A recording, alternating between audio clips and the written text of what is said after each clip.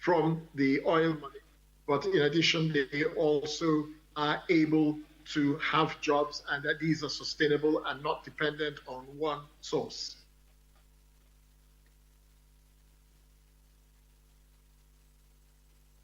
And infrastructural issues you have need internally generated revenues to rise significantly. And when I say significantly, you find that some of your sister states, Lagos State is chief among these, is at a position where whatever else is happening in the country, in the world, they're able to meet certain level of revenues. This should be our target in Delta State. Now, I'll sort of talk about some of the basics. Your current chairman, Honorable Solomon, when he was being inaugurated, your governor made some very illuminating words, and he spoke about raising our game. In short, let me paraphrase it. Raising our game is not just introducing new taxes, although I have a few that you might want to consider, but it is also about making it more efficient and maintaining that social contract. Why should I pay tax if I am not really seeing anything for that tax money? This is something that drives through everything that happens.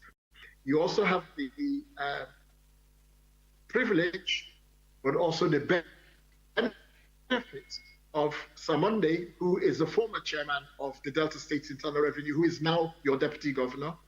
I've had the privilege of meeting him when he was chairman of the Revenue Authority, and I know he's full of ideas. We can see the curve, which I'll come to, of growth in revenues. But as I believe it's the head of service said, you are now in a position where you have old guard and new guard learning and building together. And no matter what success you think you had before, you need to step up your game significantly. So at the moment, you collect personal income taxes through a number of ways, some other sorts of taxes. Property tax, we'll discuss all of these ones as we go through the process.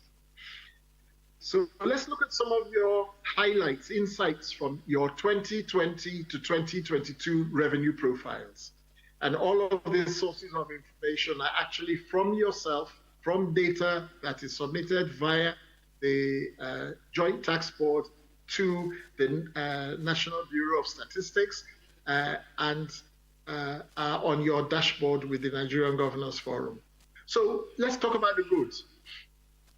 The state IGR has grown significantly, and I mean significantly, in the last few years, from 51 billion in 2017 to almost 80 billion about 80 billion in 2022.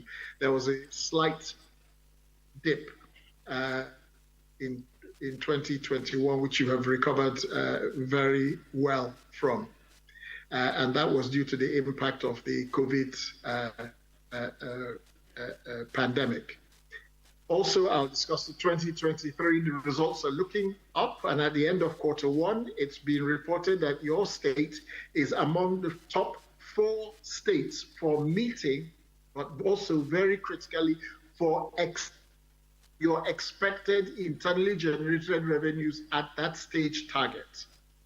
You have an overall projected internal revenue of 95 billion. I'm sure that by the end of this government dispensation, you should have at least doubled that figure to 180 billion. And you have a current performance of 40%. I'll discuss that. So that would show on this aiming for 120 billion or more, and you're still capable of doing that. But if you look at these figures here, you will see that the bulk of your money that you collect is pay as you earn. So I'll now go into the not so good. There's an over-reliance of pay as you earn for state revenues. You can see from the chart there. Although it's dropping between 2020 and 2022, it is still a significant part of your state revenues. Now, very high percentage of any states, be it in Nigeria, be it internationally, what their IGR is collected from. But you should be collecting a lot more from direct assessments. Direct assessments are assessments on the informal sector. They are assessments on your high net worth individuals, and also on some of the propagated taxes that come through pay as you earn, all the withholding taxes on rent on. So there is does need to be filled. Everybody struggles with this, but that's no excuse. In addition, while your MDA revenues are increasing as a percentage of the revenue that you have, it is still clear that your MDAs may not be fully within the purview of all of the money that you are receiving. This may be because of reporting issues. You will find that, for instance, that 40% of achievement of internal revenue was as a result of when you did your review, you're finding that a number of MDA's potential revenues were not being recorded before. It's very, very important that all of your MDAs are playing together, that those that are generating revenue, and on your websites, you have significant number of revenue generating MDAs. I think you need to be very clear as to which of these are actually merely charging for services, charges for services you're delivering. Those need to be done, as against some agencies that are really out for raising revenues. The Revenue Authority itself is one key one of those, but your lands is also another place where you have massive revenue generation capability, and there is an importance that you cut across all of your SSG or your head of service, forgive me if I haven't got the right person, saying that they were letting in and they were trying. So although direct tax collections have risen, you are not really getting what you should from that place. So where are we in 2023? Well, as I've said, you already have generated over 40% of your projected IGR by the end of Q1. But remember that a significant percentage of that proportion was because revenues were collected from some IGR codes that were not budgeted for in the first quarter of the year. So I would say you go back and have a look at your state's implementation report. The link to it is inside this file, which will be shared with you, inside this slide, which will be shared with you, so that you understand. You need to look into your rear view mirror a significant percentage of the time to avoid being rear-ended, having an accident, while you spend most of your time looking out of the front windscreen, which is much wider. And as a stop press, as I was just putting this together, the half year shows that you had already generated, just a second, my screen is partially blocked from me. You had already generated at the half year 58.56 billion, which is much more than would be expected at the half year. Remember, I said at the beginning that I'd be expecting 120 billion. You really can exceed this very, very significantly. You are among the top 5 states for meeting their projected IGR targets for the year. You're second highest in the country. With a strong following and a strong push, you can end up ahead of Kwara as having really exceeded. It's not however, just about the money you collect. It's about the quality of the way in which you do this. And I will talk about that when I talk about your tax policy. But always bear in mind, whether you are in revenue or outside revenue, Adam Smith, who is the grandfather of all modern economics, set out the four canons of taxation. Fairness, that he who has more shall give more back to the state. So it's a progressive taxation. And this is the reason why it's very important that you bring your high net worth individuals a reasonable amount of expected of them. This is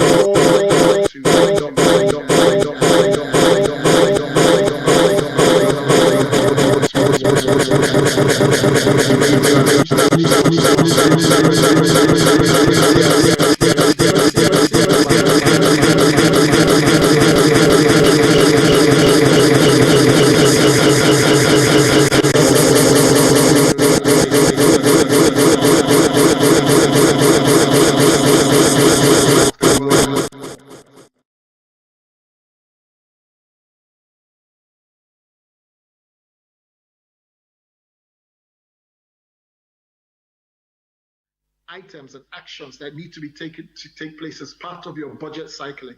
You need to challenge what figures MDAs are saying they can bring. You need to understand what money they need to generate those revenues that they say they are going to bring. Otherwise, you all have situations, and I've been around, I've been in taxation for more than 40 years. I've been in federal inland revenue. I've been working with very many states across the country. And very often we come to the end of the year full of excuses as to why we did not achieve our revenue targets for things that, had we done it in a structured manner, we would have hit those targets and exceeded them, as you already are beginning to do. You need to have full financial and administrative autonomy. Your SIRS has got this, but it's still partial. There's still areas that need to be done. I'm sure your chairman will be discussing some of these aspects during your plenary sessions. The whole administration, state revenue administration, to continue to improve. You can't continue to expect to grow if you don't reform and push yourself. You need a very strong social contract with taxpayers. And some people spoke this morning about trust. That trust is also between government and taxpayers. If I don't trust that you're going to spend my money wisely and for my own good, not specifically me as a person, but my area, then I'm not likely to want to engage with you voluntarily. So very many people ask themselves, why should I pay tax in the first place when I have to run my own borehole, when I have to put my own road in, when I have to produce my own power, when I have to produce my own security? So all of these items are part of your MORE program. So well that people will come up to you and say, can I pay more tax? I can see what you're doing. Your periodic tax audits, automated payment systems are in place, but you need to lift them up a lot more. You need to make sure all your potential sources are not actively pursued. You have a lot of money that is still sitting on the table because we haven't got the correct legislation in place, or we haven't got the correct processes in place. You have already got a presumptive tax regime for dealing with your informal sector, but this can be improved, and it could be made inflation-linked proficient if you consider the World Bank SABRE program. The current World Bank SABRE program will give you a reward for achieving this, but the bigger reward is that you will have a simpler presumptive tax regime that requires all parts to play their own parts and will allow lots more to happen. So these are all great. Now, some of the sources you can look at are your land use charges. You've started to do it, but not fully. It's not fully integrated. It's not being done. I say, just look at what is happening in the FCT on the issue of land. Now, it might not be the best approach in how you're doing it. I'm not making a political statement here, but I am telling you that there's a lot of money sitting on the table. You were given 92,000 properties were enumerated with clear GSI data. You have a law, a regulation in place that says this information should be used across, and if you've got a proper land use charge, you are able to collect and give back to the local authorities the tenement rates in a more efficient manner, using your SIRs, while you also now start to properly charge and have data to run how many schools you have, where they are. In Ogun State, for example, they've used the SIFTAS DLI data, geo data, which has also got pictures of all of the businesses to increase the amount of signage that they're collecting, to increase the amount of properties that are now having to pay waste disposal fees, and so on. Data is only useful if you use it, if you analyze it and use it. You've got a very potentially viable source of revenue from your hotels. You've already have some charges for them, but you're not capturing occupancy rates, you're not capturing event centers, you're not capturing a lot of that money that is going and floating. You don't say, well, they carry last. Delta, no, they carry last. So you have a lot of things that are working in your favor. The base for your capital gains tax. You can run a quick amnesty. A lot of people do want a certificate of occupancy. Some states, for instance, or your state, at a standard 50,000, we will do the whole processing for you. If they got, I think, 100,000 firms through that one, that's $1 billion of revenue coming in. A whole pile of people that now cannot say, I don't know who owned that land, though. I don't know what is happening here. I didn't know my responsibilities. So there are social benefits as well as tax benefits for doing this one. So where do you start? Well, first of all, always remember that if you fail to plan, you plan to fail. So the first thing you need to consider is developing a medium-term revenue strategy for Delta states. This will provide you clear, actionable, and monitorable appropriate roadmap so that you can implement all of this. It involves all stakeholders, both government and non-government. And I'll talk briefly of those ones very shortly. I'm aware of the time. I think I've done 20 minutes already. You also need to develop a Delta state tax policy. And what your governor said on the inauguration of the IRS, if you remember, he said, you need to be careful about new taxes, you need to expand your net. These are things that should be in your state tax policy, and then it becomes clear how you're trying to drive things. And one of those really nasty things, things you have to do, undertake a tax administration diagnostic assessment tool review, a TADAT review. It will point out to you all of the areas that you think you're doing well, where actually you need to improve, while telling you the things you're doing very well so that you're better able to exploit and benefit from what is happening. There's a picture which has all of this stuff from here. This is from some work I've done earlier on with the Pearl Arc, part of the Foreign and Commonwealth Development Authority work that they do. But these are tried and tested tools, and we have been able to see improvements in revenues. So I'll give you a few recommendations. Under policy goals and framework, have a tax policy. Set out your priorities, who to tax, when, how, and very importantly, your taxpayer rights need to be communicated to them very, very clearly. And your staff need to know them. Your entire government needs to know them. Set your revenue targets to ensure that they are stretching but realistic. And I'm seeing realistic all around your room in the banners and slides that you're doing. That is very, very good. They need to cover the whole of government with your Delta State Revenue Service at the core. And the mandate of their law is to oversee all revenue collection within the state. You have to look at the compliance costs, ensuring that you're going after things that are worth the time and effort. You're not spending 200 naira to collect 100 naira, or collect monies that actually don't add up to any significant amount. If you have a proper structure to do this, Ogun State has started with an informal sector approach for their Okada riders and tricycles, and grew this from 50 million a month to over $1 billion plus a year. I think it was 2 billion last year, just from Okada riders, by working in partnership with the State Road Transport Workers Union, giving Okada riders certificates or tax clearance certificates when they have bought a sufficient number of tickets that show that they are part of the game. There are 101 examples around you, and I also, and those of you in your Delta Revenue Service will know, I also pick your good examples to share with other states when I do other work. Your legacy, your legal and regulatory framework, you need your tax laws to be up to date. Not enough to say we just did it in 2020. There are things you need to go back and fix. There are new taxes you may want to do. There are approaches you may want to do. There are regulations you have issued, DLI 11.2, DLI 11.3, that you don't use, you don't collect personal income tax offline and so on. All these need to be done properly. There are administrative and institutional and process reform. So I've said use that to review it, drive taxpayer registration,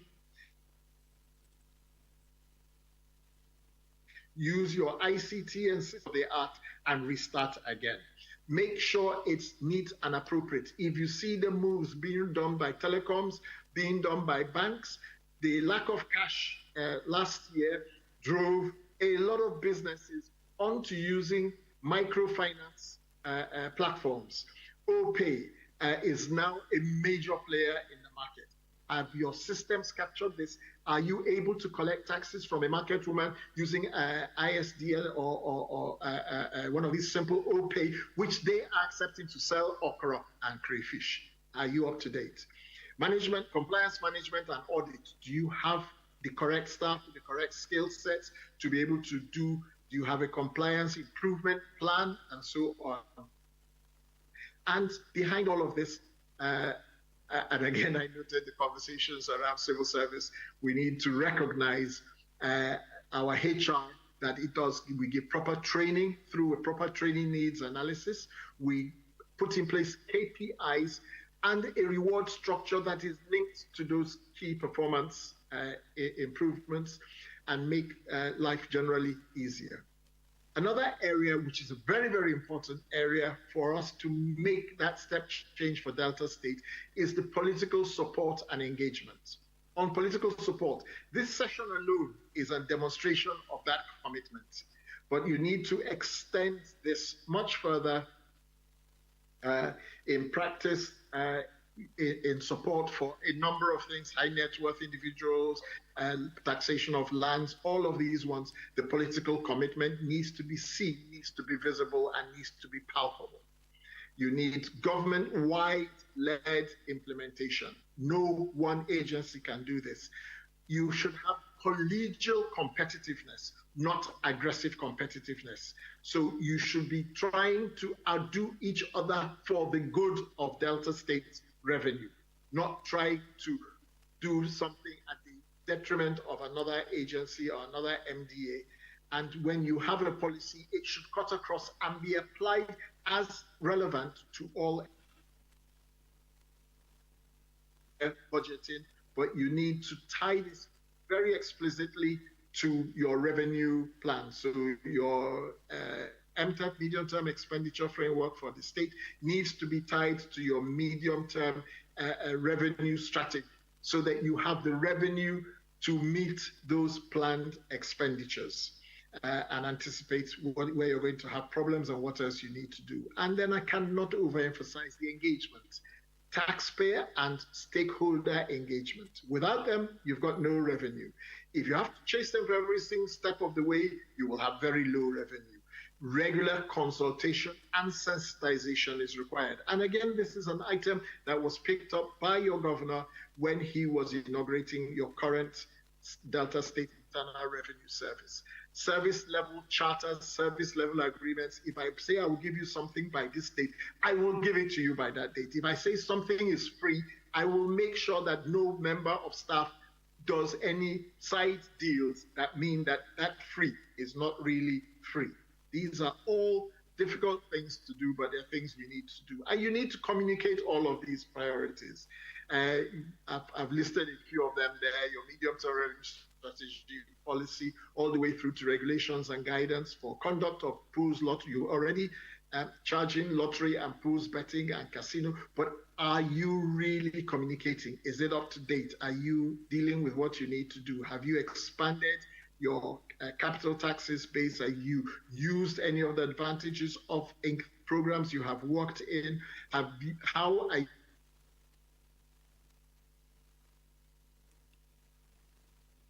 is moving to make national insurance, national identification numbers part of the media for taxation and so on. So stay ahead of this, stay with this, and make sure you take advantage of all of these things. Thank you very much. I'm sorry I took a little bit longer than I planned, but I hope this is helpful. Thank you very much. Thank you very much, Mark. And apologies that we kept you waiting online. We know that you woke up very early this morning, and you were 1 hour ahead of you. Thank you so much. Opportunities for comments and questions. I have a whole lot summarized here. Mark is just reinforcing what we know already, but I think the key word there is political will. So I'll take one from Comrade, Charles, number 2. Number 3, I hope that's the chairman of Internal Revenue Service. Is he here? Okay. So let's start with Comrade. Number 2 is Charles. Number 3 is you, sir. Mr. Who? Commissioner for Lands. Yeah, you see, yeah, of course, because you are in the eye of this storm. Land use charge. I like that. So I expect reactions from you, reaction from Okemo, reaction from Chairman, Internal Revenue Service, and of course, even Commissioner for Economic Planning. Very key. So let's start with Comrade.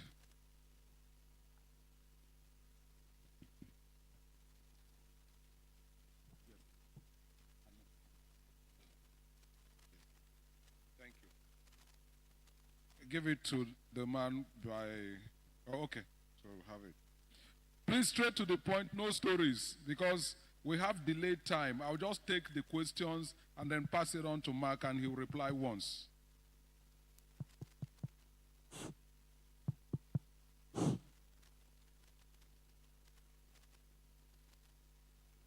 Dean of the College of Commissioners, Secretary to the State Government, all other protocols duly observed. In the course of the presentation, I do not know, perhaps because I'm short-sighted, it showed 15 to 20% of our revenue is from FAC, 15 to 20%. I think that's what I saw. Yeah. I don't think that's very correct. Okay. 15 to 20%. Now, the issues he has raised, very wonderful. And for me, my own question on the issue of taxation, tax the rich, tax them so much that they pay for the poor.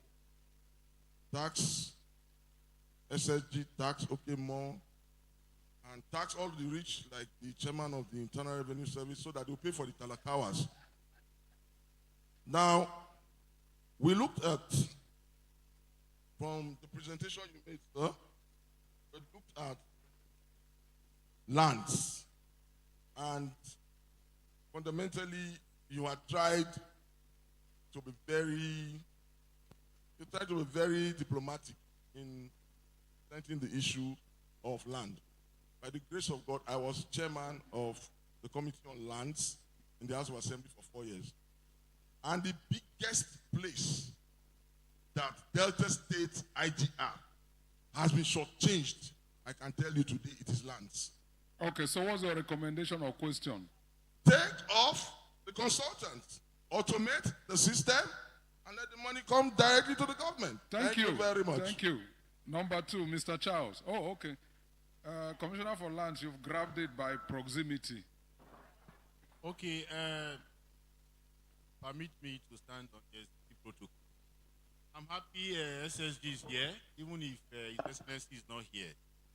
Before the speaker made talked about political support, I was already telling my colleague that one thing we lack is the political will. This gathering you see here now, sorry with apology, 80% of people here, or let me say 60%, they don't pay ground rent. That's land use charge. Yes. The reason being that if you serve demand notice now, if you get out of the farm, you would have received 10, 20 calls that please. So we cannot continue like that. If that person don't pay, I don't pay, you don't pay, whose revenue are they going to use to develop the state? So I want to just use this opportunity to tell our people here to be cooperative. Going forward, it's not going to be business as usual. So that you won't feel that the lands commissioner is too harsh, is too hard. If you are enjoying government land today, if you are lucky to have gotten government land, you have built the land and you are not paying grant, be ready. We are coming to revoke your CFO. That's all. Thank you. Thank you, Mr. Charles. Do Wike style. Bring it here, bring it here. Wike style, revoke everything. They will come. First, mine is more of a comment. I must appreciate the keynote speaker for this presentation. In short, he has been able to even personally open my eyes to some things I wasn't very much aware of. And I pray and hope that the State Internal Revenue Service will pay attention to the issues he has raised. The area that I'm concerned is that at the beginning, we were told that as of 2017, we had as much as 51 billion, and that we have now grown it to 80 billion, and then it's still moving up. I don't want the Internal Revenue Service to beat their chest as if they have done anything. They have not done anything, and I'll tell you why. If you look at the composition of the tax, number one, you have the payee, you have the MDAs, and then you have the direct tax. The only area I expect them to beat their test is the direct tax. The payee and the MDA is our money. It's already our money that is coming to us. It's given. That does not mean additional revenue. Because if I award a contract to you, and by the time I'm paying you for that contract, I deduct what becomes tax, it is my money that is in that contract ab initio. The payee you talk about is the money that we already have. And by the time I'm paying the civil servant, I only deduct part of what I'm paying to him, which is already my money. It is not anything addition. It is money that is already in our pocket that will now graduate to core tax because of the laws. So you are challenging internal revenue. And the reason why, yes, the reason why it looks as if it has grown is because in the last couple of years, we have been able to grow our expenditure by way of projects. We have awarded a whole lot of projects. Salaries of workers have also increased on account of the fall in terms of the value of our currency. And because of all these payments, it now looks as if the tax is growing. Because the more you are paying the workers on account of the fluctuation in the value of the naira, it means you are now getting more from payee. The more contracts you are awarding in the area of roads and other capital projects, the more the MDAs are also able to remit. I can see that the direct tax is less than 14%. If it's less than 14% as we speak, it means they just need to look at what they are doing with direct tax So that when they say they are growing our tax revenue, we agree with them. Otherwise, they are just going to pluck those mangoes that are ripe and are just very close to the floor. Thank you, John. Thank you very much. Okay, but you want to make a comment? This is your purview. I must confess that I support the last speaker holistically. What we need to do is take that government will and prosecute it. So thank God Commissioner of Land is here, and he has made a very stern announcement to us all. The government will is now rested on you. So please push it, prosecute it.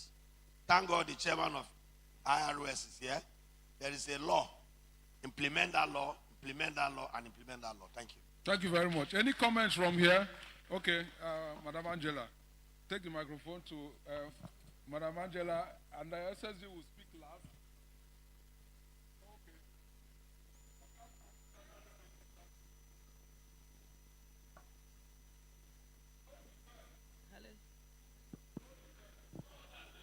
Hello. Good morning, everybody. Good morning, everyone. Good morning, our able presenter. Thank you so much. I want you to please give some clarification on what constitutes the revenue, okay, from the MDAs, and then what makes up direct taxes. So we have a clear understanding of the two. That would help those in the Board of Internal Revenue as well as those of us listening. So we'll ask, so we can actually contribute meaningfully, knowing what we're saying and that we understand exactly what we're talking about. Thank you. Okay. Any other? We're good to go. Okay. No defense. I know you are from Internal Revenue Service. Thank you very much. The keynote speaker, I thank you for your narrative and analysis. First of all, on the consolidated revenue code, Delta State is one of the states that started first. If you go to our 2009 law. I think I said there is no I want suggestions. Okay. I do not want you to defend anything. Because just been said that whatever you have collected is not commensurate with what you should collect. No, there's no doubt about it. And he has pushed that forward. So I don't want any if you go to. No, he knows now it. We have, it is the law that donates authority to collect. As of today, we have the taxes and levies approvals of collection law that determines what each level of government can collect revenue from. You are very much aware that the state revenue is tied to what is donated to us from the taxes and levies approvals of collections. And right now, when most of these laws are enacted, it's expected that states should be allowed to have input so that we have different impact and different situations that give back to whatever we collect.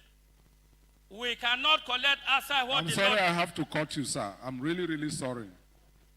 Yes, I'm sorry I have to cut you off. Apologies, sir. I have to cut you off. That's not what we're talking about. Sorry. That's the excuses. Yeah. We're not here to make excuses. I'm talking of the law going on now. We are not part of it. I'm sorry. Can you please put down the microphone? I said it at the beginning. I wasn't going to tolerate that because the presenter was clear about what you should do to improve your revenue. We should be forward-looking, not giving excuses. Right? Chairman, do you want to come in?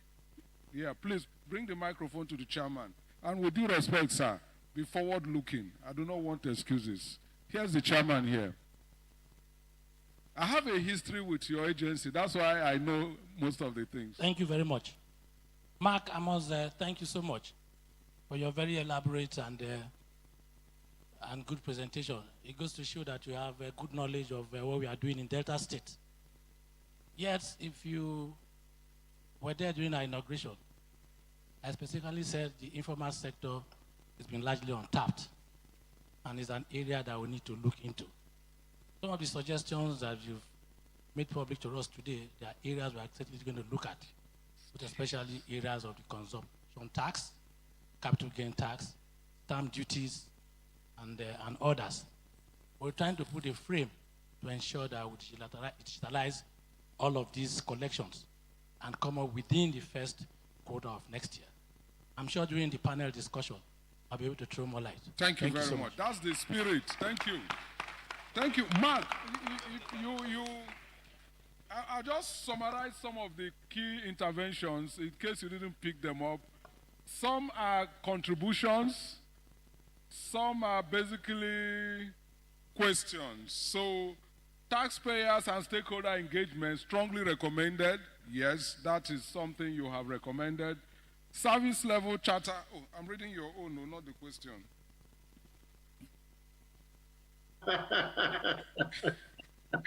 I think I've mixed it up. Your final word, Mark. So the question, if I do, then you can tell me which one I've missed. Go ahead, Sam.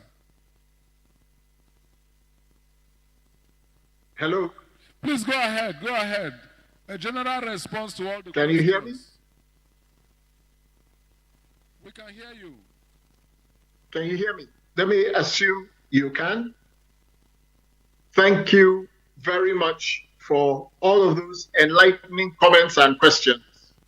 I'll try and clarify them fairly quickly. Starting with the first one, I said that IGR is 15 to 20% of the money, not that FAC is 15 to 20% of the money. So you are relying 80 to 85% on FAC allocations, and that is why it is very risky. So that is that. So once we get those figures transposed in your mind, I'm sorry if there was any lack of clarity in my slide set, but you can check them out afterwards. You will see why we need to move away, very much like Lagos moved away from being totally dependent on FAC. So that's important. I like your support for tax the rich to pay the poor, but as usual, these need to be done in such a way that all the rich don't suddenly disappear, which means you have to do certain work, first of all, like capturing where they are resident, where they get their money from. A lot of intelligence needs to go in before you start firing. If you open fire on Anunchi, bushmeat, without, first of all, making sure there's nothing between you and your line of sight of that Nchi, you will miss it. The state structure and the fact that residence is where you pay your tax. You find Lagos, a lot of people suddenly became resident in my own state, Ebonyi, for tax purposes because they were trying to dodge Lagos. So we started doing exchange of information, and they suddenly found it was probably better for them to be resident in Lagos than where we were dealing with them in a different way. All through this, political will has been echoed. I thank the Lands Commissioner very much for his willingness to take this on. Ground rents, we don't have a land use charge. That's why if you look at my slide set, I said it's partial. State level collects ground rents while the local authority collects tenement rate. And there are various other charges in and around there. There's a lot of money lying on the ground. Again, that all comes back to planning. You already have some of the data of the 92,000 properties where you have clear geodata, including photographs of the property, including the names of the people who own the property, and so on. If you just collected 10,000 from each of those, you would have a lot of money sitting in your hands, like 2 million, just on that. So there's a lot of things that can be done, and it's good you are working with that political will. It's good that other people have said they are ready to ride with you on that political will. Let it run through every single thing. My colleague, chairman of the Revenue Service, it is good. I agree that you have already started to identify some of these items, and you did mention specifically informal sector. What I'm giving are clear tips, clear ideas of what you need to do in order to be able to take things forward. So, for instance, what do you mean by revenue from MDAs? Revenue from MDAs, there are various types. They are supposed to deduct taxes on contracts. That's the one that you're referring to when you say it's our money and we're deducting money on it. But they also providing services. If I come to ask for my CFO, Mark Abani, is paying the government money. That's not government money. That's government money. That's non-government money coming into government that needs to be captured, recorded, and put in the government purse. When I go to a hospital, when I pay for my MRI charge, when I pay for my ticket, when I pay for everything, all of those are captured in your harmonization aspects of your consolidated revenue code. Now, you need to make sure that the hospital is not double dipping. It's not charging me money for that card and at the same time collecting money that could be spent on another project to also fund those same items. So you need to have a granular understanding of what exactly the MDAs are doing. That's why I say we need to look at them. Not all of them are revenue generating. Some of them are merely covering their costs. And a lot of these revenues don't come into the center because of a lack of trust. It will go in there. I will not see the money back.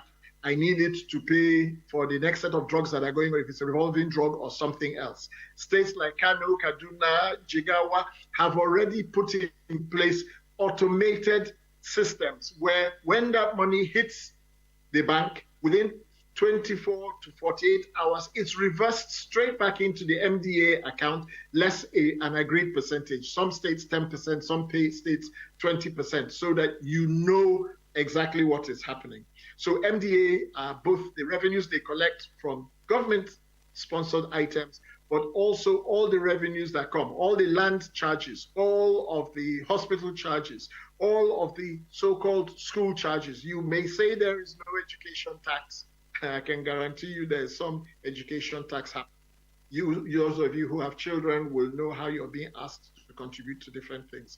Be aware of what those contributions are and how they're coming in, and let them be reported. That tells you the true tax burden. Direct taxes are any taxes on personal income tax that are not by way of withholding taxes, which are clearly collected, or by way of pay as you earn. So all of high net worth individuals, there should be nobody earning, if you're earning 12 million a year, you should be paying over $1 million a year in tax. That's the reality of the situation. Don't be in a situation where the smallest people are paying more tax than the biggest people. Remember that it is all of your profits. The fact that you pay tax on your salary means you must also pay tax on your dividends that you earn from your companies that you are running, sometimes illegally, because unless they're agricultural, as a civil servant, for example, you're not supposed to be doing that anyway, but let's forget that for now. We want your money on your dividends. We want your money on any other withholdings that you are making, some of your benefits, and so on. There are a lot of charges in the existing laws that need to be followed up and collected.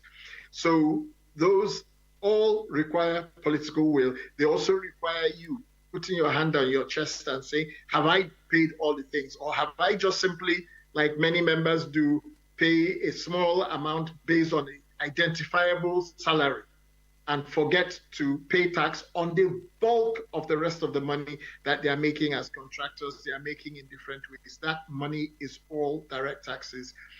And then, of course, the presumptive tax. We talk a lot about the small sector. We need to keep the smallest of those people paying something so that they make a connection. It gives them a voice to challenge government, but they need to have the ability to challenge the government.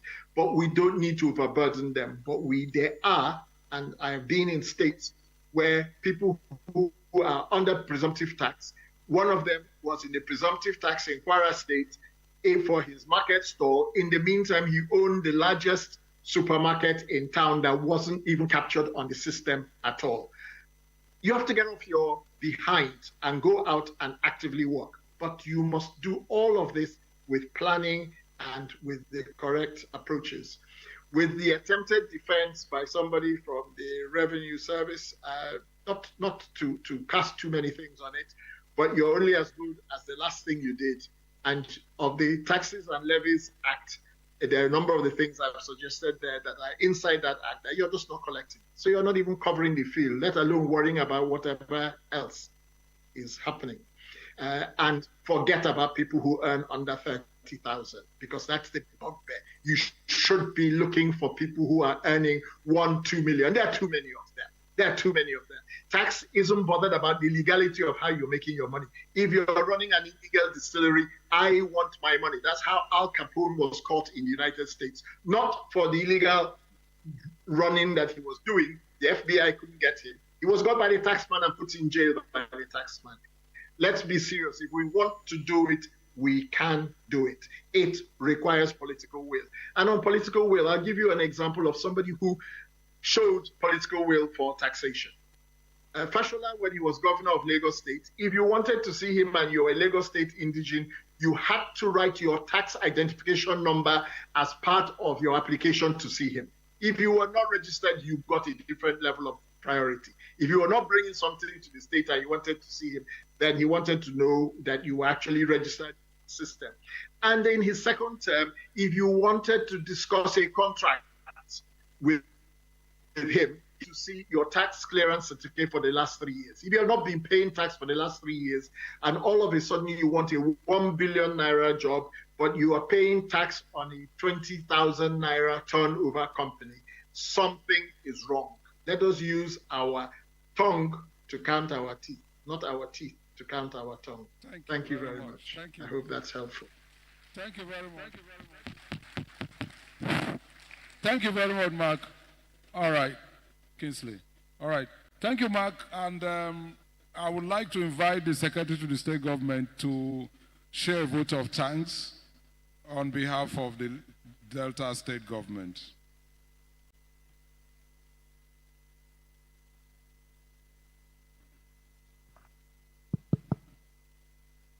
Mark, I hope you are still there. This is the first time we are giving a vote of thanks to a presenter. So he underscores the value we place on internally generated revenue. We have a huge potential, and we do know that. Land has become a major resource all over the world.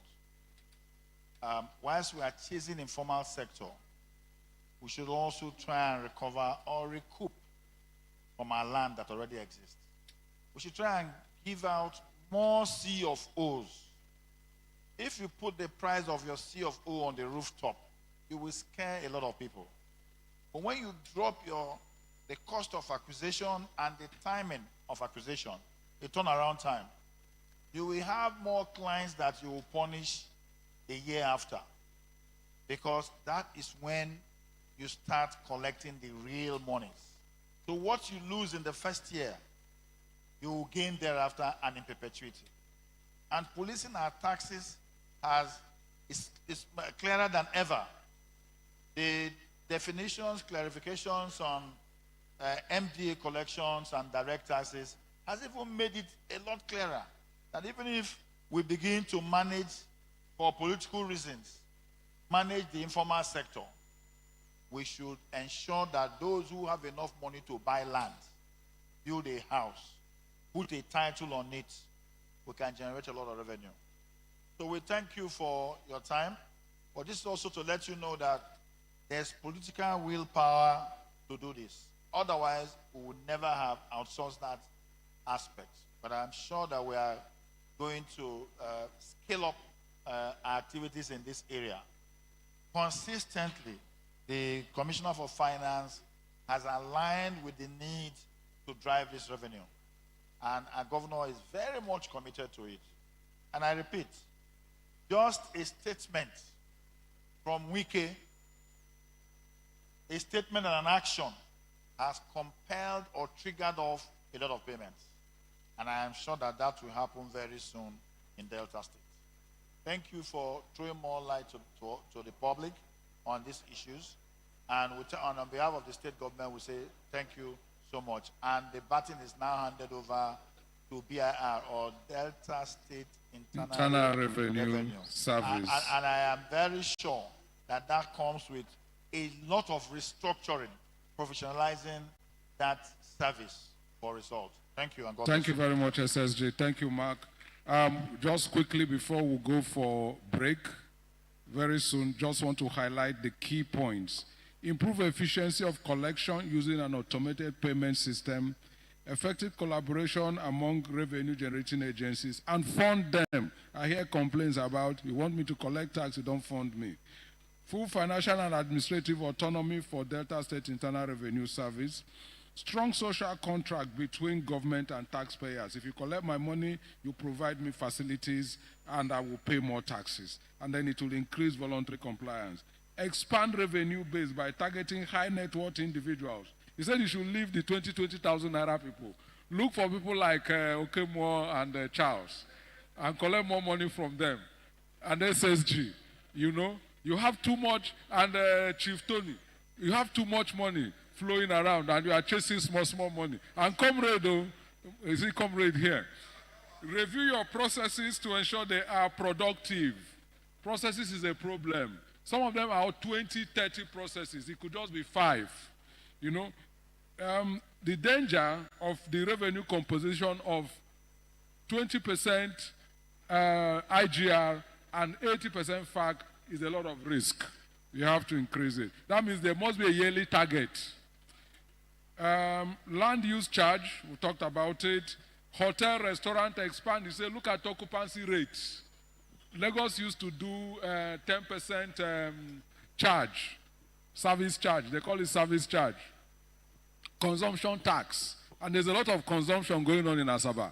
Event centers everywhere, right? We talked about capital gains tax. Data is only useful, even if you capture data, it is only useful when you use it. Accelerate issuance of C of O. Oga, will accelerate issuance. Make it cheaper. Because what you're targeting is the future, not now. You can make it 50,000. People will rush to collect. Finally, develop a medium-term revenue strategy. This medium-term revenue strategy, okay, I'm addressing you, sir. Commissioner for Finance. This medium-term revenue service strategy is your bit. The Secretariat, no, hold on, sir. No, hold on, sir. Ask Mark, where we developed it, Commissioner for Finance was in the lead. That's the medium-term revenue strategy. He's on his medium-term expenditure framework. You will be in the lead. TADAT, Tax Administration Assessment, your responsibility, that's directly for you. Tax policy, directly on you. But the overall revenue strategy is you. MTEF is you. This is my bread and butter. I sleep and live it. Thank you. Thank you.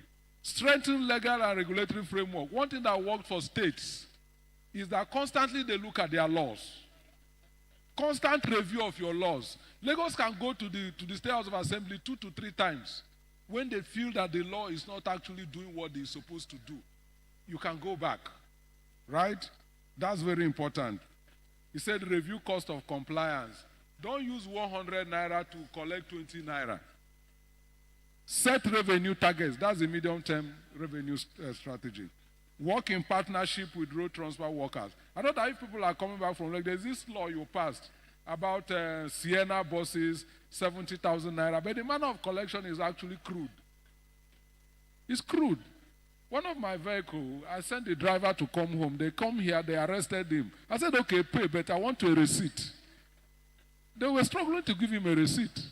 I said, yes, I know, I work with Delta State government, but give him a receipt. It was when he insisted that they now took him to the office, delayed him, and issued him a paper receipt. We shouldn't be doing all that, right? Okay, you know already about strengthening institutional and administrative processes. HR, compliance, diagnostic tool, political support, taxpayers and stakeholders engagement. That's very important. When we did the assessment of BIR then, in 2017, one of the things we did was the taxpayers stakeholder engagement in Warri. We did one in Warri. That was the first time anyone was engaging with taxpayers. You need to do it constantly across all the locations. Very, very important. And then he talked about service level charter. If you want me to pay, you have to provide services. Very, very important. Communicate constantly. Branding and communication, very important. And link NIN to taxpayer. Mr. Charles, you can work with Chartered Institute of Bankers, right, to do some of those. You have data. You can. You are a public sector banker. Work with them. They get more money. You get more money. Handshake.